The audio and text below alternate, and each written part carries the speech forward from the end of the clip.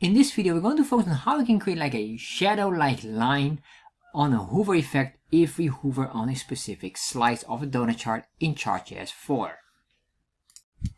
So to do this, the first thing what we need to do is have our border template, which you can find here on chartjs3.com getting started. Once you're on here, copy this chunk of code and you're good to go.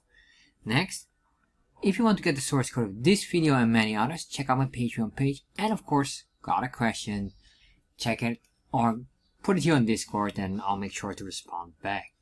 So what we're going to do here now is we're going to scroll down here and we're going to work on our custom plugin. Because what we need to do, before we even do that, let's say here donut chart, say donut and remove the scales. We don't have a scale for the donut chart, there we are. So once we hover on one of these items, we want to draw a line around here. Let's start to do that. So after the options, we're going to say a plugin, and we're going to say here, well, we can give this the name, the donut hover effect. Once we did this, I want to say here, constant this equals the ID of this, and then of course before datasets draw, or doesn't really matter, one or the other. Before datasets draw, we just can put that in there. Let me say here chart, arcs, and plugin options, and then in here an object destructuring will be equal to chart, and then we say here CTX. I think that's the only one we'll be needing. So what I need here is the built-in functionality from chart.js. So what I'm going to show you here is the most important ones. We're going to put in console log, and then we're going to say chart.get dataset meta index 0 for now. Let's save that, refresh, open up the developer tab, and you can see here we have a lot of items. And what I need is the information here of every one of them.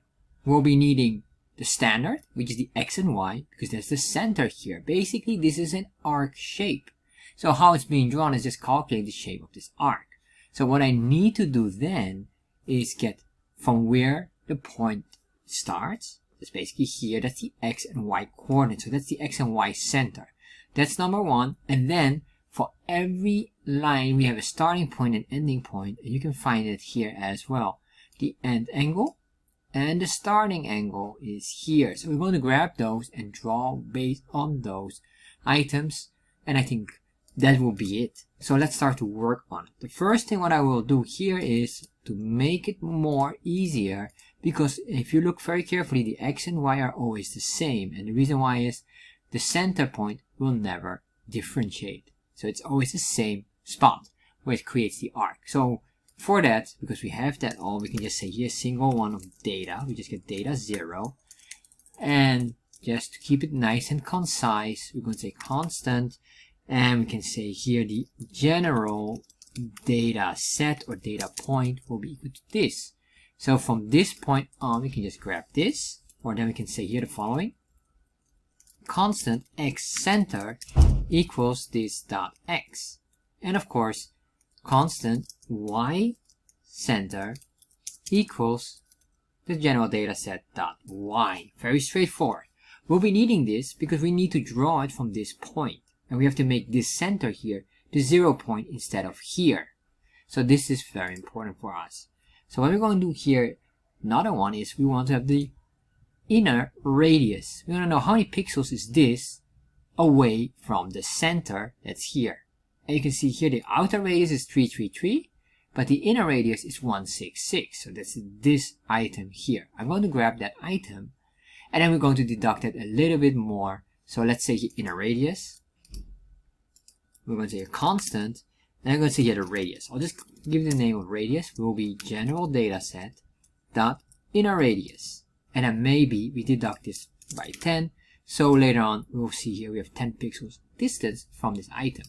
Alright, so now we have most of it. What we can do now is to loop through all of these items here. So what I'm going to do here, I'm just going to say here the general, well, not the general data set, because they want to focus on a single data point. So I'm just going to grab this one here, put it in here, remove that, say dot for each. And I'm going to say here the data point. For every data point, we have an index, function array expression of a arrow, not array, but function arrow expression. And then what we're going to do here is figuring out on which item are we hovering? Because we only want to draw the item when we hover on a slice, so, or segment. So what I want to do here is do a console log. And once I get the data point with the capital P, save, refresh. So right now we have all of this here, and I'm right now on this one, and let's click on one of these. You can see here the word active as false. So this, if I do this one, data point.active, we should now be able to see if are we there? There you are. And then maybe this is a lot of data, but I think that should be all fine. This one is false, one is true, the others are false, that's correct. There you are. So that is the one, but of course it loops through it, so that's why it creates a lot of items. However, this will help us to check where we are and then draw only for that specific item. So let's start to create a shape. To do this, I'm going to say ctx.save to save all variables above, because we need to reset it later on based on these values here. And then I'm going to say yes, ctx.translate, that is basically making the new 0 point here instead of this corner there, and I'll show you later on what I mean. So I'm going to say x and y center. Once we did this, I'm going to say here, well, let's draw an arc. I'm going to draw a very simple item. I'm going to say here, or let's do a rectangle. Fill rec, that's the one. It's just a simple square for now with 10 pixels, 10 pixels, 10 pixels, 10 pixels. So basically here the x is 10, or let's make it 0, so you will see it's in the 0, or in the center. And then the width and height will be 10 pixels. If I do this, oh, what is happening here is because of the translation or translate, we have to save, we need to restore and undo whatever we did here, or else we get this weird effect. So we're going to say ctx.restore to undo any settings we have in here. There we are. And as you can see here, this is right now at this point, because we have translated the center or the 0 point. If I remove this, you will see it will move up here. There we are. So you can see the differences, and then you understand how important this will be for us. So what I want to do now is we're going to create a new shape. I'm going to say here ctx.begin path. I'm going to say here we're going to create something new, independent of anything else. Then what I want to do here is let's give it a color. Say ctx.stroke style to give it a color, and the color of this line will be the data that we're going to use. And we can find these data basically in the data point if we still are in this. That is basically the same as the data point. Let's open up here. You can see here active, but we also have the options, and the options gives us the background color or border color. I will grab here the border color because that's a nice solid color. It's easy to spot. So how do we get there?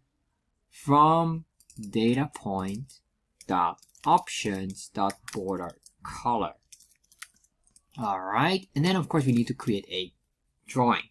So let's start to draw something. We're going to say the arc, and then within the arc we have a few variables. We have the x coordinate, the y coordinate, we have the radius, which we also have prepared, and then we have here the angles. So what we need to do here, if you look at this, we have here the starting angle and the ending angle, or end angle that's somewhere here up. There we are.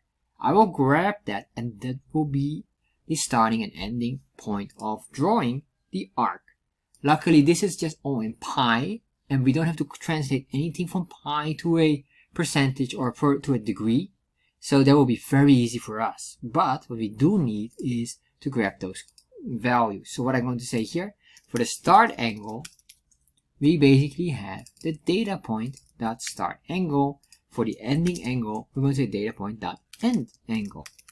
And then finally, there's a value we're going to set on false, which is counterclockwise. Set on false, we will not work with counterclockwise. This here will be 0, 0, because remember what I referred to, the center point is important for the arc. Let's save this, refresh, and we don't have anything yet. So why we don't have anything yet? I didn't indicate here to draw. So we need to have, this here is right now just an intention to draw, but we didn't give the command, let's draw it now. So we're going to say here now ctx.stroke and draw the line. Save that, refresh, there we are. Alright, and although this is quite fancy, this is not what I want. It should be on hover, and I forgot to put in here the active item. So what we need to do is we're going to say if this is active, we're going to draw it. If it's not active, we won't draw it at all. So we say if active, if the data point active equals true, do this, else do nothing. So we're going to cut this, put it in there, and then we can do it like that. There we are. Save, refresh. Now if I have it, look at that. And if I refresh, follow, you can see here these lines are moving nicely. So it has this nice moving animation, and that's it.